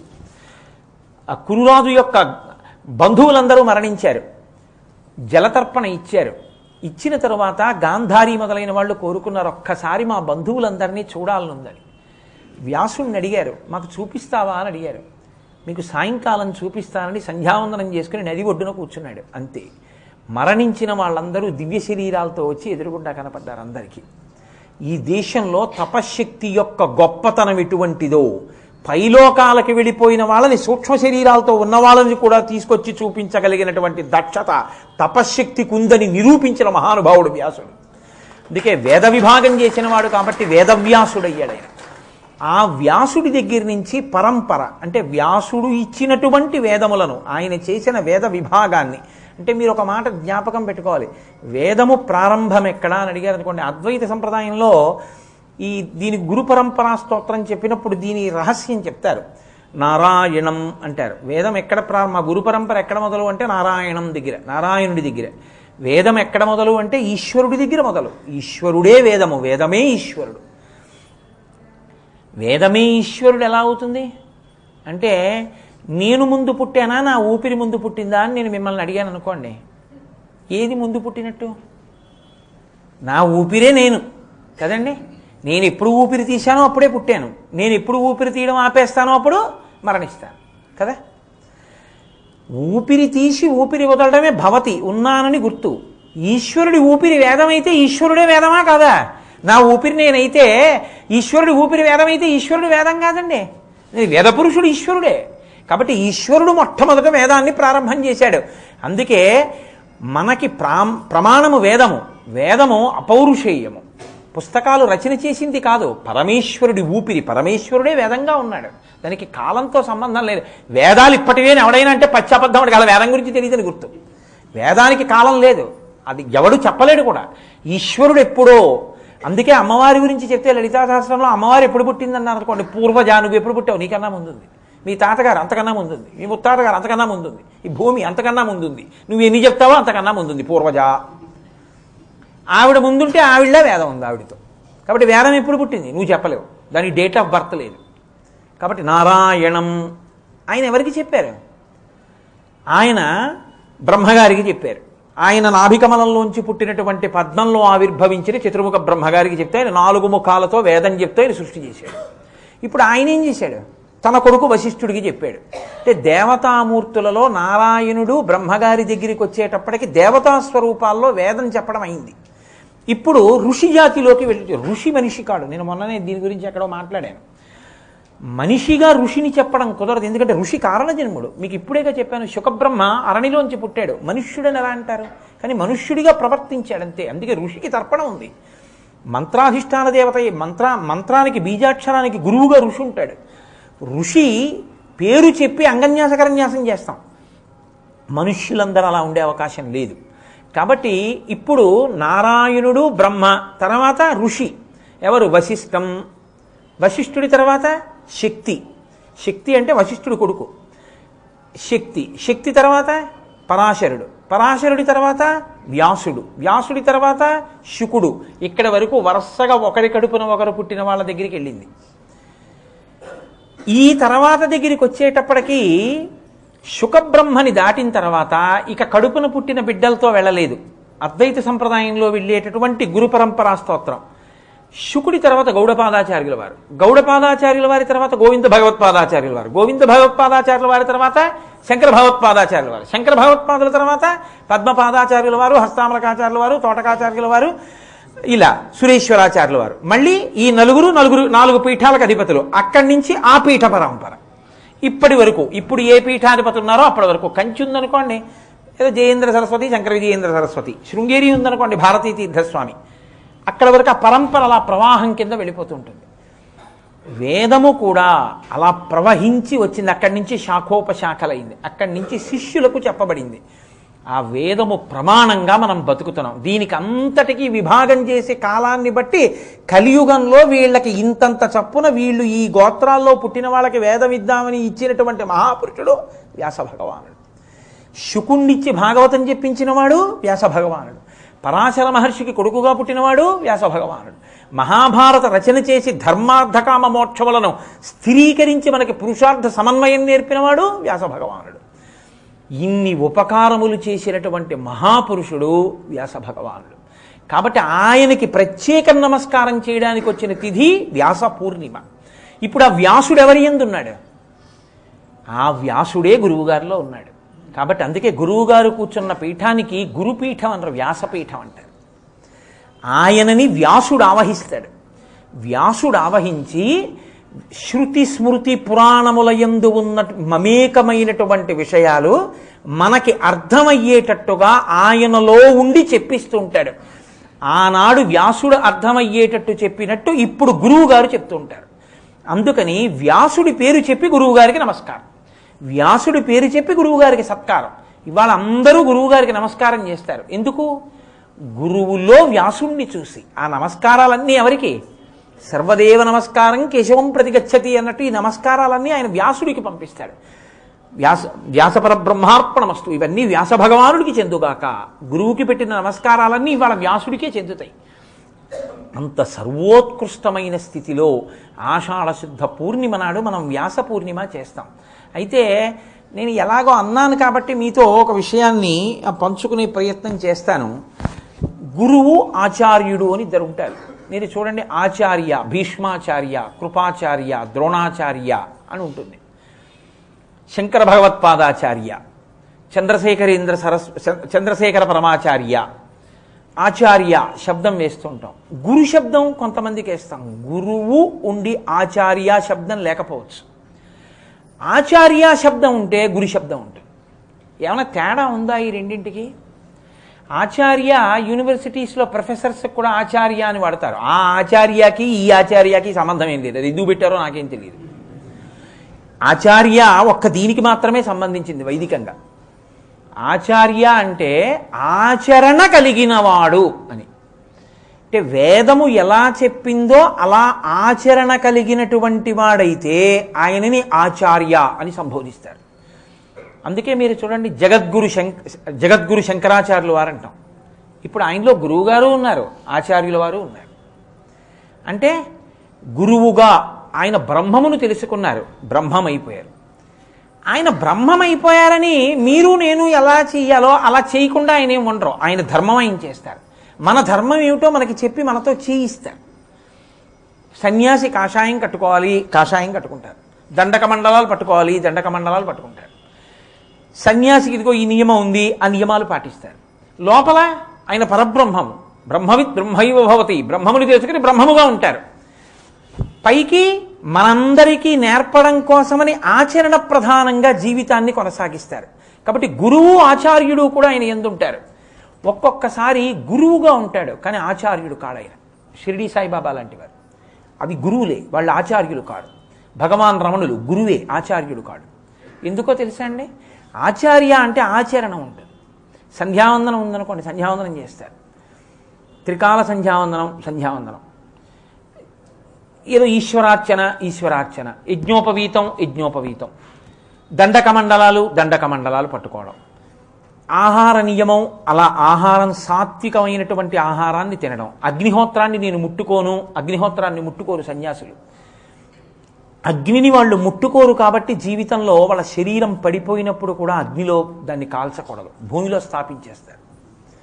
అందుకని వాళ్ళు కనపడితే నకర్మణాన ప్రజయాధనీన త్యాగేనైకే అమృతత్వమానసు పరీడనాకం నిహితం గుహాయాం విభ్రాంజితే తద్య తయో విశంతి అని ఉపనిషత్ మంత్రం చెప్పి నమస్కారం చేస్తాం. కాబట్టి వాళ్ళకి ఆచరణ ఉంది. ఒక్కొక్కరు గురువుగా ఉంటారు, ఆచరణ ఉండదు. షిరిడి సాయిబాబా గారిని మీరు తీసుకున్నారనుకోండి, నన్ను చాలా సహృదయంతో మీరు అర్థం చేసుకోవాల్సి ఉంటుంది. మీరు నన్ను సరిగా అర్థం చేసుకోకపోతే నాకు వచ్చే నష్టం ఉండదు. మీరు అర్థం చేసుకుంటే మీకు సరిగా అర్థం అవుతుంది. షిరిడి సాయిబాబా కేవలం గురువు, ఆచార్యుడు కాడు. ఎందుకో తెలుసా అండి? ఆయన అవసరమైతే పెద్ద గంగాళంలో మాంసం వండుతారు. చంద్రశేఖరేంద్ర సరస్వతి స్వామివారు అలా వండుతారా? ఆయన అలా చేయరు. పరమాచార్య స్వామివారు ఉన్నారనుకోండి, ఎప్పుడు మీ ధర్మం ఏమిటో మీకు బోధ చేస్తుంటారు. షిరిడి సాయిబాబా అలా బోధ చేయరు. ఆచరణ ప్రధానమైనటువంటి జీవితమును కలిగి తాను తరించి బ్రహ్మమును తెలుసుకున్నవాడెవడో ఆయన గురువు, ఆచార్యుడు కూడా. తాను తరించిపోయి, తాను బ్రహ్మమైపోయి, తాను బ్రహ్మముగా ఉండి, తాను ఆచరించవలసిన అవసరం ఇంకా లేక, తాను ఈశ్వరుడిగా తనని తాను తెలుసుకున్నారు కాబట్టి, తాను తరించిపోయాడు కాబట్టి, ఆయన ప్రవర్తన ఇంకా మీకు అర్థమయ్యే అవకాశం లేదు కాబట్టి, ఇక ఆచరణకి కట్టుబడకుండా ఉండిపోయినటువంటి వాడు గురువు. కాబట్టి గురువు ఆచార్యుడు కావాలని నియమం ఏం లేదు. భగవాన్ రమణులు ఉన్నారు, అసలు నోరు విప్పరు, మౌనస్వామి, అసలు నోరు విప్పి మాట్లాడరు. రమణ మహర్షి సంధ్యావందనం చేయరు, మీరు సంధ్యావందనం చేయడం మానేయచ్చా? దత్తాత్రేయ స్వామి వారు ఉన్నారు, దిగంబరంగానే తిరిగేవారు. దత్తాత్రేయ స్వామి ఆయన కళ్ళు పాత్ర పట్టుకుని కళ్ళు తాగుతూ ఉండేవారు. నేను యథార్థం చెప్తున్నాను. దత్తాత్రేయ స్వామి వారి చరిత్ర మీరు చదవండి, మీరు చేయండి. అలాగే మీరు చేస్తారా? అందుకే శాస్త్రంలో పెద్ద మాట ఉంది, జ్ఞాని కెనాట్ బి ఇమిటేటెడ్, అజ్ఞాని షుడ్ నాట్ బి ఇమిటేటెడ్. జ్ఞానిని మీరు అనుకరించలేరు, అజ్ఞానిని అనుకరించరాదు. అజ్ఞాని సంధ్యావందనం చేయడం మీరు మానేస్తారా? జ్ఞాని సంధ్యావందనం చేయడం మీరు మానేస్తారా? మీరు జ్ఞాని అయ్యే వరకు మీరు సంధ్యావందనం చేయాలి. గురువు అయిపోయినటువంటి వాడు తాను అలా కూర్చుంటాడంతే, ఎప్పుడూ బ్రహ్మమునందు రమిస్తూ ఉంటాడు. ఇప్పుడు ఆ గురువుగారి కాళ్ళు పట్టుకుంటే మాకేం వస్తుందండి? ఆయన మాకేం చెప్పరుగా, మాకేం ఆచరణ నేర్పరుగా, మాకేం వస్తుంది? ఆయన నోటితో చెప్పక్కర్లేదు, ఆయన మీతో మాట్లాడక్కర్లేదు, మీకు ఆచరణ నేర్పక్కర్లేదు. మీరు ఆయనని గురువుగా నమ్మి నమస్కరిస్తే ఆయన అనుగ్రహం చేత మీలో మార్పు వస్తుంది. ఆయన మిమ్మల్ని ఆచరించేటట్టు చేస్తారు, ఆయన చేసి అనుగ్రహిస్తారు. ఆయన నోటితో చెప్పక్కర్లేదు, ఆయన ఆచరించక్కర్లేదు. కాబట్టి గురువు ఆచార్యుడు కానంత మాత్రం చేత తక్కువ వాడని మాత్రం చెప్పకూడదు. మీరు నన్ను సహృదయంతో సరిగా అర్థం చేసుకున్నారో లేదో నాకు తెలియదు, కానీ నేను చెప్పింది స్పష్టంగా పట్టుకునే ప్రయత్నం మాత్రం మీరు చేయవలసి ఉంటుంది. కాబట్టి గురువు ఆచార్యుడిగా కూడా ఉన్నాడనుకోండి, మీకు ఎక్కువ లాభం ఉంటుంది. ఏమిటో తెలుసా అండి ఆ లాభం? ఆయన మిమ్మల్ని కూర్చోబెట్టుకు చెప్తూ ఉంటారు, ఇలా ఉండండి, ఇలా బతకండి, ఇలా చెయ్యండి అంటుంటారు. ఆయన స్వయంగా ఆచరిస్తూ ఉంటారు. మీకు ఆ ఆచరణ చూడడం, చేయడం తేలిగ్గా ఉంటుంది. కేవలం గురువుగా ఉన్నారనుకోండి, చాలా మంచిదే, నేను కాదంటలేదు. రమణ మహర్షికి నమస్కారం చేయొద్దని నేను చెప్తానా? షిరిడి సాయిబాబా గారికి నమస్కారం చేయొద్దని నేను చెప్తానా? దత్తాత్రేయ స్వామికి నమస్కారం చేయొద్దని నేను చెప్తానా? నేను చెప్పను, చెయ్యమని చెప్తాను. నేను గురువు అనుగ్రహం కలిగితే మీ ఆచరణ మారుతుంది, మీ ప్రవర్తన బాగుంటుంది. కానీ ఆచార్యుడైనటువంటి గురువు మీకు ఇంకొంచెం సులభంగా అందుబాటులో ఉంటాడు. మిమ్మల్ని కూర్చోబెట్టి చెప్తాడు ఆయన, నాన్న సంధ్యావందనం చెయ్యాలరా, ఎందుకు చెయ్యాలో తెలుసా, ఇది కారణం, సంధ్యావందనం చేయకపోతే భ్రష్టుడు అవుతావురా, చెయ్యి అంటాడు. ఇప్పుడు ఆయన చెప్పాడు కాబట్టి చేస్తారు. గురువు ఏం చేస్తారు? నోటితో చెప్పడు ఆయన, మీరు ఎలా ఉన్నాయి నూరుకుంటాడు. కానీ ఆయన్ని నమ్మి మీరు నమస్కారం చేస్తున్నారనుకోండి, మీ గురువు, మీకు ఆయన ఎందున్న గురే మీకు గురువుగా మారి మీ స్వధర్మం మీరు చేసేటట్టు చేసి మెల్లిగా మెల్లిగా మెల్లిగా మిమ్మల్ని కూడా జ్ఞానిని చేస్తుంది. ఇది గురువుకి ఆచార్యుడికి ఉండేటటువంటి తేడా. ఆచార్యుని యందు గురువు కూడా ఉంటాడు. అందుకే గుకారస్తంధకారస్తు రుకారస్థం నిరోధకృత్ అంధకార వినాశిత్వాత్ గురురిత్యభిధీయతే. గు అంటే అంధకారం, రు అంటే దాన్ని తీసేయడం. ఎవరు అంధకారాన్ని తీసేస్తాడో ఆయన గురువు అయి ఉంటాడు. అందుకే మీరు చూడండి, గురువు అన్న మాటకు అసలు అర్థం ఏంటి? గురువు అంటే ఏమిటో తెలుసా అండి? బరువు. నేను యథార్థం చెప్తున్నానండి, మీరు ఇంకోలా అనుకోవద్దు, నేను చెప్తున్నది యథార్థం. గురువు అంటే మహాన్, సంస్కృతంలో మహాన్ అంటే బరువు అయినవాడు, పెద్దవాడు అని. అప్పుడు ఆయన ముందున్నది ఏమిటవుతుంది? లఘువు కదండి. తక్కెట్లో ఇలా పెట్టి పైకెత్తాను అనుకోండి, ఇటు పక్కన కిందగా వాలింది. ఇప్పుడు దీన్ని ఏమంటారు మీరు? బరువు. తేలిపోయింది ఏమిటి? లఘువు. గురువు ముందున్నవన్నీ ఏమిటి? లఘువులు. అంటే ఆయనలో ఉన్నటువంటి మాహాత్యాన్ని, ఆయనకున్నటువంటి వైభవాన్ని, ఆయనకున్న విద్యని తెలుసుకుని ఆయన స్థాయిని పొందడానికి ప్రయత్నం చేసేటటువంటి వాళ్ళు, ఆయన కన్నా అనుభవంలో, ఆయన కన్నా జ్ఞానంలో చిన్నవాళ్ళు ఆయన ముందుండి నేర్చుకుంటూ ఉంటారు ఆయన వెనక నుండి. అంతకన్నా పెద్దవాడై ఆయన వాళ్ళకన్నా అగ్రస్థానంలో ఆయన కూర్చుంటాడు. అందుకని కదా సభలో చెప్పేవాడిని ఎత్తు మీద కూర్చోబెట్టి వినేవాళ్ళు కింద కూర్చుంటారు. అందుకు కారణం. లేకపోతే ఎందుకంటే నాకు ఈ ఎత్తుపీట. గురువు అంటే అది బరువు. అంతేకాని ఈ సభలో ఎవరైనా నాకన్నా బరువు అయిన వాళ్ళు ఉండొచ్చు. అంత మాత్రం చేత నాకు ఆయన గురువు అని చెప్పడానికి వీలుండదు. నాకన్నా చాలా ఎండిపోయిన వ్యక్తి ఎవరో ఈ సభలో కూర్చుని ఉండొచ్చు. నాకు తెలియక ఆయన కింద కూర్చుంటే నేను పైన కూర్చుని ఉండొచ్చు. ఆయన మహావిద్వాంసుడై ఉండొచ్చు. అప్పుడు ఆయన గురువే, ఆయనే గురువు, నేనే లఘువు ఆయన ముందు. దేని చేత బరువు గురువు? బాహ్యమునందు బరువు కాదు, లోపల ఈశ్వరుణ్ణి వహించి బరువు. లోపల ఈశ్వరతత్వాన్ని తెలుసుకుని బరువు. ఈశ్వరుణ్ణి తెలుసుకోవడం ఒక్కటే మనుష్య జన్మకి ప్రయోజనం కనుక ఆ బరువు నీకు లేదు కనుక నువ్వు లఘువు. ఇప్పుడు ఈ బరువు ఆయన మొయ్యలేనిది కాదు, ఆయన పంచిపెట్టే బరువు. ఆయన ఏం చేస్తాడంటే, తన విజయంతో తనకి లుబ్ధత్వం ఉందనుకోండి, వాడు గురువు కాడు. నేను ఎందుకు చెప్పాలండి అన్నాడు అనుకోండి, ఆయన గురువు కాడిహ. చెప్పకుండా ఉండలేక చెప్పేస్తుంటాడు అనుకోండి, ఆయన గురువు. మీరు పట్టుకున్నారో లేదో నేను అన్నమాట. ఆవు గడ్డి తింటుంది. ఎక్కడ తింటుంది? త్రాచుపాములు పడుకుని ఉన్నటువంటి పుట్ట మీద మొలిచినటువంటి లేత గడ్డిని తింటుంది. వరవడితో ప్రవహిస్తున్నటువంటి నదికి జాగ్రత్తగా నించుని మోర చాపి ఆ నీళ్లని తాగుతుంది. తనని నక్కలు కుక్కలు పీకకుండా జాగ్రత్తగా చూసుకుంటూ రక్షించుకుంటుంది.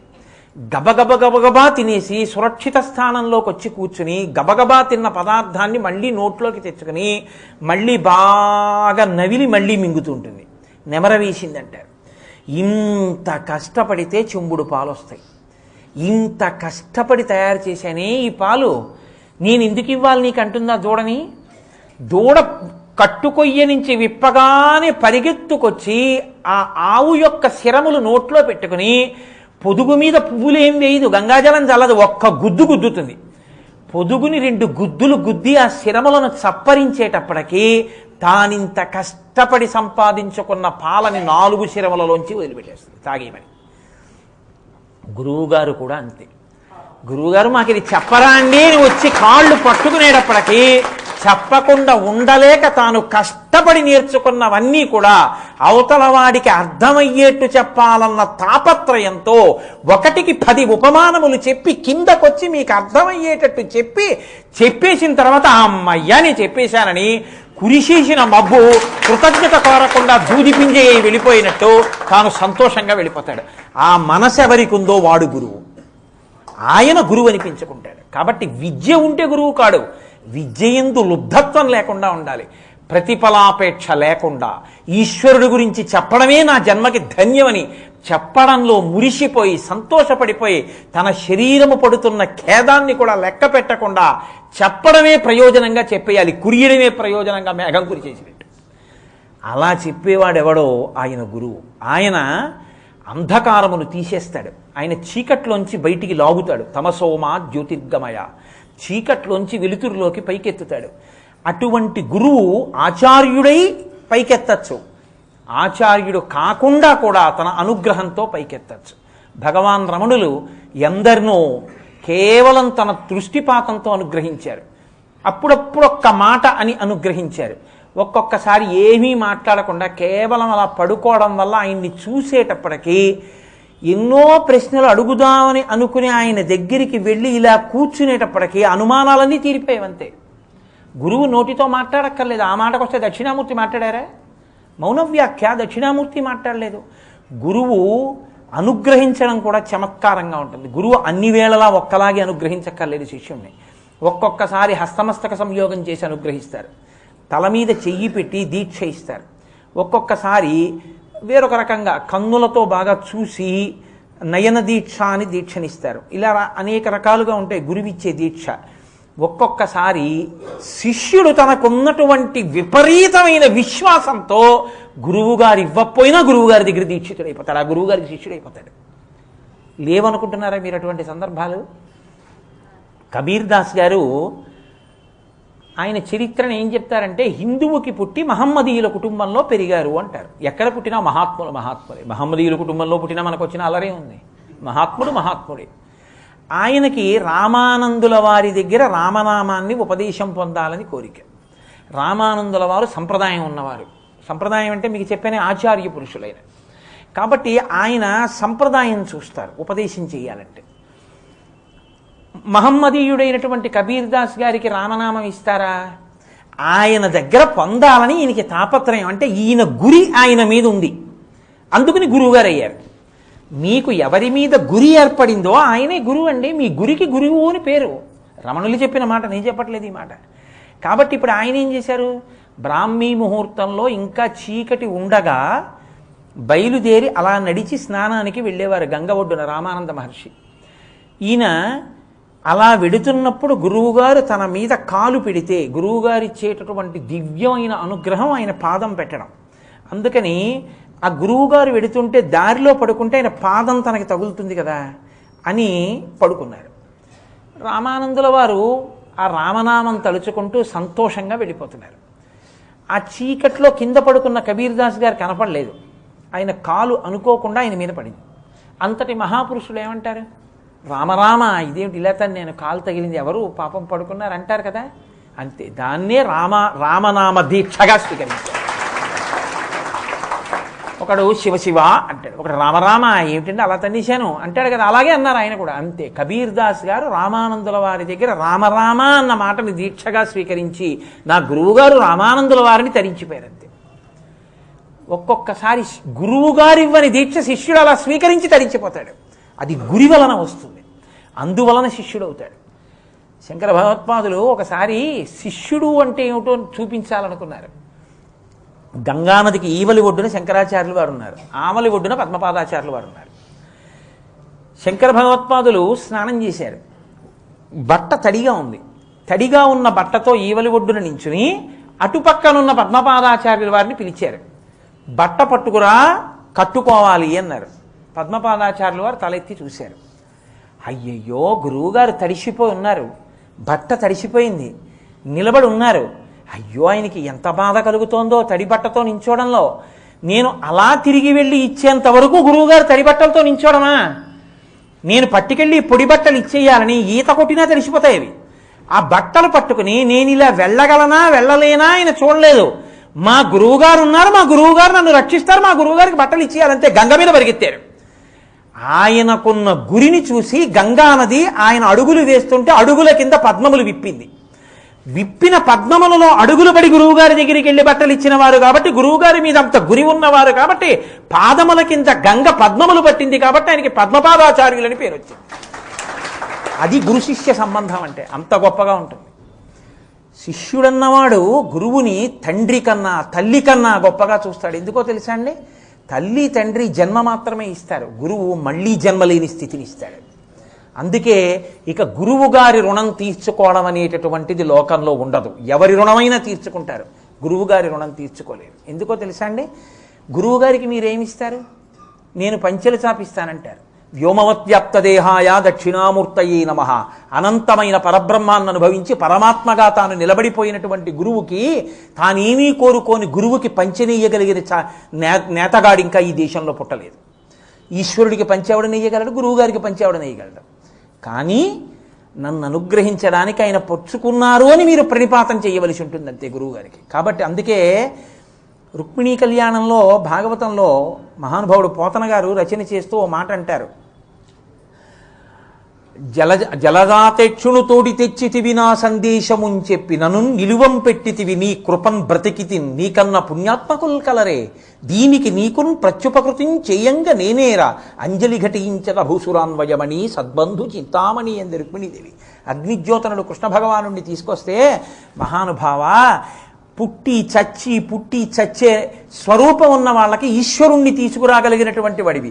జలదాతేక్షను తోడి తెచ్చితివి నా సందేశముని చెప్పి నన్ను నిలువం పెట్టితివి నీ కృపన్ బ్రతికితిన్. గురువుగారు అనుగ్రహంతో బతికాడు, జ్ఞానం వచ్చింది. నీ కృపన్ బ్రతికితిన్ నీకన్న పుణ్యాత్మకుల్ కలరే దీనికి నీకున్ ప్రత్యుపకృతిని చేయంగా నేనేరా. నీకు నేనేం ఉపకారం చేయగలను? చెయ్యలేను, గురువుకు ఉపకారం చేయలేరు. కాబట్టి అంజలి ఘటించద భూసురాన్వయమణి. 5 జ్ఞానేంద్రియములు 5 కర్మేంద్రియములు అహంకార స్థానమైన బుద్ధి 11ంటిని మీ పాదముల దగ్గర న్యాసం చేస్తున్నానంది. అంజలి ఘటించద భూసురాన్వయమణి సద్బంధు చింతామణి అంది. కృష్ణ భగవానుడంతటి వాడు సాందీపని మహర్షి గురించి మాట్లాడితే తివిరి యజ్ఞాన తిమిర ప్రదీపమగుచు అవ్యయంబగు బ్రహ్మంబుననుభవించి భరిత సత్తుండు సత్కర్మ నిరతుడతుల భూసుర శ్రేష్ఠుడు అలగుండు బుధనుతుండు అంటాడు. మన గురువు అటువంటి వాడు అంటాడు. ఎప్పుడు బ్రహ్మమును అనుభవించి ఆనందిస్తుంటారు మన గురువుగారు. మన గురువుగారు లాంటి గురువు దొరకడం మన అదృష్టం అంటాడు. గురువుని తలుచుకుంటే శిష్యుడు అలా పొంగిపోవాలని చెప్తుంది శాస్త్రం. అందుకే కడుపున పుట్టిన బిడ్డలకి తండ్రి చచ్చిపోతే గయ వెళ్ళి శ్రాద్ధం పెట్టే అధికారం ఎలా ఉంటుందో, గురువుగారు శరీరం వదిలిపెట్టేస్తే గయ వెళ్ళి గురువుగారికి తద్దినం పెట్టే అధికారం శిష్యులకు అలా ఉంటుంది. అంటే శాస్త్రంలో గురు శిష్యుల మధ్య అనుబంధాన్ని ఎంత గొప్పగా చెప్పారో చూడండి. మా గురువుగారని ఎవరైనా అంటే వారు తన కడుపున పుట్టిన బిడ్డలతో సమానం అంతే. నా కొడుక్కి నేను ఎలా ఇంత ప్రసాదం పెట్టాలనుకుంటానో నా శిష్యుడి విషయంలో కూడా నేనంత ఉదారుడనై ఉండాలి. గురువుగారి సంకల్పములే శిష్యులకు శ్రీరామ రక్ష. ఆయన ఒక్కసారి ఈశ్వరుణ్ణి ప్రార్థన చేశాడా శిష్యుడికి అనుగ్రహం కలుగుతుంది. మహానుభావులు ఈ దేశంలో అలా రక్షించిన వాళ్ళు ఎంతమంది ఉన్నారో. వ్యాసరాయల వారు కృష్ణదేవరాయల వారికి కూహు యోగం వస్తే ఆయన శరీరం పడిపోయేటటువంటి సమయం వచ్చేస్తే మళ్ళీ ఇటువంటి చక్రవర్తి పుట్టడని నాయన ఎవ్వరికీ చెప్పకుండా నువ్వు సింహాసనం దిగిపో, రాయలు అన్న పేరు నేను తగిలించుకుని నేను కూర్చుంటాను సింహాసనం మీద. చక్రవర్తికి ఆపదొచ్చే సమయం వచ్చింది, నువ్వు ఆ సింహాసనం మీద ఉంటే శరీరం పడిపోతుంది, నేను కూర్చుంటాను, నా తేజస్సు చేత నా తపోబలం చేత నన్ను చెనకలేడు యముడు అని ఆయన వ్యాస తీర్థులు వ్యాస రాయలని పేరు మార్చుకుని సింహాసనం మీద కూర్చున్నారు. రాయల వారు సింహాసనం దిగిపోయి రహస్యంగా అంతఃపురంలో ఉండిపోయారు. ఆ కాలం దాటిపోయింది, కుహుయోగం దాటిపోయిన తర్వాత మళ్ళీ రాయల వారికి పట్టాభిషేకం చేసి వెనక్కి వచ్చేసారు. అప్పటి నుంచే వ్యాస తీర్థుల పేరు వ్యాసరాయలైంది. ప్రభువుల్ని కాపాడారు ఈ దేశంలో. అందుకే ఒక్కొక్క గురువు ఒక్కొక్క పీఠాధిపతి పేరు చెప్తే సర్వతంత్ర స్వతంత్ర అంటారు. సర్వతంత్ర స్వతంత్ర అంటే శిష్యుడు వచ్చి 500 రూపాయలు కావాలి గురువుగారు అన్నాడు అనుకోండి, నన్ను అనుగ్రహించాలి అంటే మీరు ఇస్తారా అని అడగడు గురువుగారు. ఆ స్థాయిలో ఉన్నటువంటి మహాపురుషులు వాళ్ళు పరమేశ్వరుణ్ణి మాత్రమే అడుగుతారు, వెంటనే పరమేశ్వరుడు అనుగ్రహిస్తాడంతే వాళ్ళకి. శంకర భాగవత్పాదులు ఒక బ్రాహ్మణి ఇంటి ముందుకు వెళ్ళి నిలబడ్డారు. ఆవిడ కడుపేదరాలు. భవతి భిక్షాందేహి అన్నారు బ్రహ్మచారిగా. ఏమీ లేదు ఇవ్వడానికి. ఎండు ఉసిరికాయ పట్టుకొచ్చి వేసింది ఆవిడ. ఆవిడ దరిద్రాన్ని చూసి చెలించిపోయారు. అది సర్వతంత్ర స్వతంత్ర అంటే. ఎవరినో పిలిచి ఆవిడికి కొంచెం డబ్బు ఇవ్వండి అనలేదు. వెంటనే ఆయన వందే వందారు మందారం ఇందిరానంద కందలం అమందానంద సందోహ బంధురం సింధురాననం అంగం హరేహ పులకభూషణమాశ్రయంతి భృంగంగనేవ ముకుళాభరణంతమాలం అంగీకృతాకిల విభూతిరపాంగలీలా మాంగళ్యదాస్తు మమ మంగళ దేవతాయా. ఒక్క స్తోత్రం చేసేటప్పటికి బంగారు ఉసిరికలు కురిసేసాయి. అలాగే వేదాంత దేశికులని వైష్ణవ సంప్రదాయంలో మహాపురుషుడైన ఆ వేదాంత దేశికుల యొక్క ప్రతిభని, ఆయన కీర్తిని పాడు చేయాలని కొంతమంది ఆయన దగ్గరికి వెళ్ళి పెళ్లి చేసుకోవాలి, డబ్బు కావాలని అడగరాని పంపించారు. ఒకటి పెళ్లి చేసుకోవడానికి డబ్బు కావాలంటే ఇవ్వకుండా ఉండకూడదు. ఆయన దగ్గరికి వెళ్ళి అడిగారు. ఆయన దగ్గర ఏముంది? వేదాంత దేశికుల దగ్గర ఏం లేదు పాపం. ఆయన వెంటనే అమ్మవారిని స్తోత్రం చేశాడు. అమ్మ అనుగ్రహించమ్మా ఇతన్ని అని. వెంటనే కనకధార కురిసింది. వేదాంత దేశికులు కనకధార కురిపించారు. ఈ దేశంలో సర్వతంత్ర స్వతంత్రులైనటువంటి స్థాయికి, పరమేశ్వరుడితో మాట్లాడి అనుగ్రహింప చేయగలిగిన స్థితికి గురువులు ఎదిగారు. ఆయుర్దాయాన్ని కృపచేశారు. నడిచే దేవుడని పేర్గాంచినటువంటి చంద్రశేఖరేంద్ర సరస్వతి స్వామివారు ఒకానొకప్పుడు ఎక్కడో పల్లెటూరులో ఉంటే ఆయన్ని నమ్ముకున్న కుటుంబంలో ఉన్నటువంటి ఒక వ్యక్తి పరిగెత్తుకుంటూ వెళ్ళి, అయ్యా మా నాన్నగారికి షష్ఠి పూర్తి తలపెట్టాము, మా అమ్మగారు కోమాలో ఉన్నారు, బ్రతకరు అని డాక్టర్లు చెప్పేశారు, అయినా మీ మీద నమ్మకంతో వచ్చాను, నన్ను అనుగ్రహించాలన్నారు. పరమాచార్య ఏమీ మాట్లాడలేదు. ఓ అరిటాకు వేయమని అరిటాకు మీద నిలబడి కాసేపు గెంతారు. ఆయన ఒంటికున్న విభూతంతా దాని మీద పడింది. ఈ విభూతి పట్టుకెళ్ళి మీ అమ్మ నోట్లో వెయ్యి అన్నారు. విమానం వెళ్ళిపోతుంది ఈ పాటికి అన్నాడు అతను. వెళ్ళదు, నువ్వు వెళ్ళన్నారు. ఆ విభూతి తీసుకుని కారు వేసుకుని వెళ్ళాడు. వెళ్ళవలసిన విమానం వెళ్లకుండా అలాగే ఉంది. ఇతను ఎక్కాడు, విమానం ఎగిరింది. డాక్టర్లు అన్నారు ఆవిడ కేవలం వెంటిలేటర్ మీద ఉంది, ఆవిడ ప్రాక్టికల్లీ షీఈస్ డెడ్, చనిపోయింది ఆవిడ. ఆవిడ నోట్లో విభూతి వేస్తే లేవడం ఏమిటన్నారు. మాకు ఆయన మీద ఉన్న నమ్మకం అటువంటిదని పరమాచార్య స్వామి వారి ఒంటి నుంచి రాలిన విభూతిని తీసి ఆయన తల్లి నోట్లో వేశాడు. అంతే. ఆ తల్లి వెంటనే లేచి, ఏమిటా ఇదంతా, ఎందుకు ఇక్కడ ఉన్నానండి. యథార్థంగా జరిగిందండి నేను చెప్పిన సంఘటన. సంవత్సరం తర్వాత ఆ పిల్లాడు మళ్ళీ కామకోటి పీఠానికి వెళ్ళాడు పరమాచార్య స్వామి వారి దగ్గర. మా అమ్మగారండి అన్నాడు. నాకు తెలుసు, వెళ్ళిపోయింది ఆవిడ ఫలానా రోజున అన్నాడు. ఎలా, ఎవరు చెప్పారన్నారు. నేను కామాక్షిని అడిగింది. ఇంకొక ఏడాదేగా ఆవిడికి ఆయుర్దాయం, షష్ఠి పూర్తి సంవత్సరం పూర్తయ్యే వరకుగా వెళ్ళిపోతున్నాడు. పరమేశ్వరుణ్ణి ప్రార్థించి శిష్యులకి ఆయుర్దాయాలు ఇచ్చినటువంటి గురువులు ఉన్నారు. ఈ దేశ వైభవం అంతా గురువైభవమే. ఆ గురువుల పాదములే ఈ జాతికి శ్రీరామ రక్ష. అందుకే మనం గురు పూర్ణిమని అంత అందంగా, అంత పవిత్రంగా, అంత కృతజ్ఞతతో మనం చేసుకోవాల్సి ఉంటుంది. అందుకే ఇవాళ అందరూ కూడా ఒక మాట చెప్పాలంటారు. అచతుర్వదనో బ్రహ్మ ద్విబాహురపరో హరిః అఫాలలోచన శంభు భగవాన్ బాదరాయణః. ఆయన 4 ముఖములు లేనటువంటి బ్రహ్మ, ఒక్క ముఖంతో ఉన్న బ్రహ్మ వ్యాస భగవానుడు. 4 బాహువులు లేకుండా 2 బాహువులతో ఉన్న విష్ణువు, 3వ కన్ను లేని పరమేశ్వరుడు, మా స్వామి అయిన భగవాన్ బాదరాయణుడు. గురుర్బ్రహ్మ గురుర్విష్ణు గురుర్దేవో మహేశ్వర గురు సాక్షాత్ పరబ్రహ్మ తస్మై శ్రీ గురవే నమః వ్యాసుడి యందల అనువర్తిస్తుంది. కాబట్టి అటువంటి వ్యాసుడు వ్యాసం వసిష్ఠనప్తారం శక్తేః పౌత్రమకల్మషం పరాశరాత్మజం వందే శుకతాతం తపోనిధిం. ఆయన వైభవం ఏమిటో చెప్పడానికి ఈ శ్లోకం చెప్తుంటారు. ఆయన వ్యాసం వసిష్ఠనప్తారం, వశిష్ఠ మహర్షి యొక్క మునిమనవడు. శక్తేః పౌత్రమకల్మషం, శక్తి మహర్షి యొక్క మనవడు.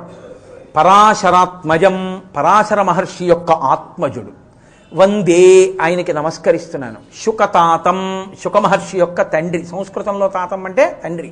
శుకతాతం తపోనిధిం, తపోనిధి అయిన ఆ వ్యాసుడికి నేను నమస్కరించుతున్నాను. మహాభారతాన్ని ఇచ్చినటువంటి ఆ వ్యాసుడు ఉన్నాడే, నమోస్తు తే వ్యాస విశాల బుద్ధే అని ఆయనకి నమస్కారం చేస్తారు ఇవాళ. కాబట్టి ఇంతకన్నా నేను మీ సమయాన్ని ఎక్కువ తీసుకోవడం బాగుండదు. ఇప్పటికే 9:35 అయిపోయింది. నాకు ప్రాణం, నేను మీతో యథార్థం మనవి చేస్తున్నాను. నా జీవితంలో నా కొడుకు పెళ్లి రోజు కన్నా, నా కూతురు పెళ్లి రోజు కన్నా నాకు అత్యంత ఇష్టమైన రోజు ఏదంటే గురు పౌర్ణమి. నేను ఇవాళ రోజు ఉదయం స్నానం చెయ్యగానే వెళ్ళి మా గురువు గారి పాదాల మీద నా తల పెట్టి నమస్కరించి వారిని సత్కరించుకొని వస్తాను. ఈశ్వర శాసనము నీడు మానదు అంటాడు పరీక్షిత్తు భాగవతంలో. భవిష్యత్ జన్మ జన్మంబులన్ హరి చింతారతియున్ హరి ప్రణుతి హరి భాషాకర్ణ నాసక్తియున్ హరి పాదాంబుజ సేవయున్ కలుగు వీరర్థిన్ ప్రసాదింపరే అంటాడు. ఏమి చిత్రం! అసలు కాకినాడ పట్టణంలో గురు పౌర్ణమి అంటే ఇవాళ పెద్ద ఊరిరిగింపు, ఒక మహాత్ముడికి సత్కారం ఎంత గొప్పగా ఉంటుందో. అటువంటిది ఆశ్చర్యకరంగా ఏమరపాటుతో చూసుకోకుండా పొరపాటున హైదరాబాద్కి డేట్లు ఇచ్చేటప్పుడు గురు పూర్ణిమతో కలిపి ఇచ్చేశాను. ఇచ్చేసిన తర్వాత చూశాను గురు పౌర్ణమి హైదరాబాద్ వెళ్ళిపోయింది అని. ఓ, ఇది ఈశ్వర శాసనం. ఈ సంవత్సరం గురు పౌర్ణమికి నువ్వు హైదరాబాదులో ఉండు అని సర్వేశ్వరుడి శాసనం. ఎక్కడుంటే నా గురువుకి నేను నా మనసా నమస్కరించలేనా? మా గురువుగారి పాదములకు నా శిరస్సు తాటించి నమస్కారం. గురు పౌర్ణమి పొంగిపోవలసిన రోజు. అందరూ తప్పకుండా ప్రతి ఇంట్లో వ్యాస భగవానుడికి గురువుకి నమస్కరించవలసిన రోజు. అటువంటి గురుస్వరూపమైనటువంటి సాయిబాబా గారి యొక్క సంస్థానం ఈ దేవస్థానం. సంకల్పమాత్రం చేత అనుగ్రహించగలిగిన స్వరూపాలు గురుస్వరూపాలు. అన్ని ఆచార్య స్వరూపాలే అవ్వక్కర్లేదు, గురుస్వరూపంగా అనుగ్రహిస్తాయి. కాబట్టి అటువంటి గొప్ప సన్నిధానంలో మనం ఉన్నాం. చాలు, ఇంకింతకన్నా ఎక్కువ చెప్తే మీరు ఆఫీసులకు వెళ్ళాలి, ఇళ్ళకి వెళ్ళాలి, వీడేమిటి పట్టుకుంటే వదిలిపెట్టడు, ఇలా పీకేస్తుంటాడని మీరు అనుకుని భయపడతారు. కాబట్టి ఇక్కడతో నా ప్రసంగాన్ని పూర్తి చేస్తూ మనందరం కలిసి ఒక్కసారి వ్యాస భగవానుడికి నమస్కారం చేద్దాం. నేనంటాను, మీ అందరూ కూడా 2 చేతులు జోడించి అనండి. సాయిబాబా గారు ఎంతో సంతోషిస్తారు. వీళ్ళందరూ వ్యాసుడికి నమస్కరించారు, ఇది కదరా సంస్కారం అంటే. కాబట్టి అందరూ అనండి. వ్యాసం వసిష్ఠనప్తారం శక్తే పౌత్రమకల్మషం పరాశరాత్మజం వందే శుకతాతం తపోనిధిం. సాయంకాలం 7 గంటలకే కదమ్మా షట్పదీ స్తోత్ర వ్యాఖ్యానంలో కలుసుకుందాం. అందులో ఇవాళ అద్భుతం దివ్యధునీ మకరందే పరిమళ పరిభోగ సచ్చిదానందే శ్రీపతి పదార విందే భవభయఖేదచ్చిదే వందే. 2వ శ్లోకం. మంగళాశాసనపరైః మదాచార్య పురోగమైః సర్వైశ్చ పూర్వైరాచార్యైః సత్కృతాయాస్తు మంగళం. మంగళం కోసలేంద్రాయ మహనీయ గుణాత్మనే చక్రవర్తి తనూజాయ సర్వభౌమాయ మంగళం. ఉమాకాంతాయ కాంతాయ కామితార్థప్రదాయినే శ్రీగిరీశాయ దేవాయ మలినాథాయ మంగళం. కరచరణకృతం వా కర్మవాక్కాయజం వా శ్రవణనైనజం వా మానసం వాపరాధం విహితం వా సర్వమేత్తక్షమస్వ. శివ శివ కరుణాబ్ధే శ్రీ మహాదేవ శంభో. సర్వం శ్రీ ఉమామహేశ్వర బ్రహ్మార్పణమస్తు.